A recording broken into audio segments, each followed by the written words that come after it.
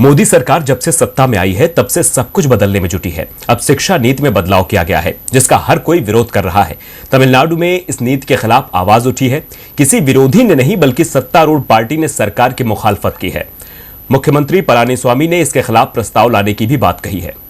मोदी सरकार शिक्षा का स्तर सुधारने की बजाय इसे बदलने में जुटी है, लेकिन ये बदलाव बवाल की वजह बन गया है। जहां एक तरफ नई शिक्षा नीति पर कांग्रेस ने सवाल उठाए हैं, तो वहीं दूसरी तरफ तमिलनाडु के मुख्यमंत्री पलानीस्वामी ने नई राष्ट्रीय शिक्षा नीति को दर्दनाक और दुखदायी बताया है। उन्होंने कहा कि तमिलनाडु में 3 भाषा का फॉर्मूला लागू नहीं होने देंगे।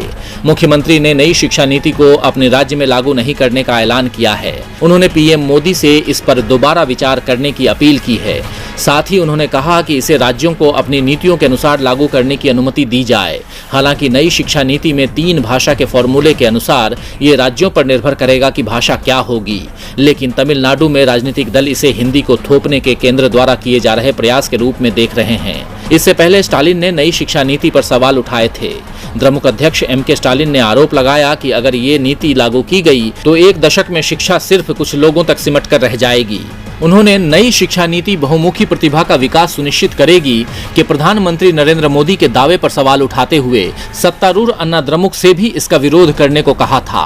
अब सत्तारूढ़ पार्टी ने भी इसके खिलाफ आवाज उठा दी है, जिससे साफ जाहिर है कि सरकार ने शिक्षा नीति में बदलाव के स्तर को सुधारने के लिए नहीं बल्कि सियासत को बढ़ावा देने के लिए किया है।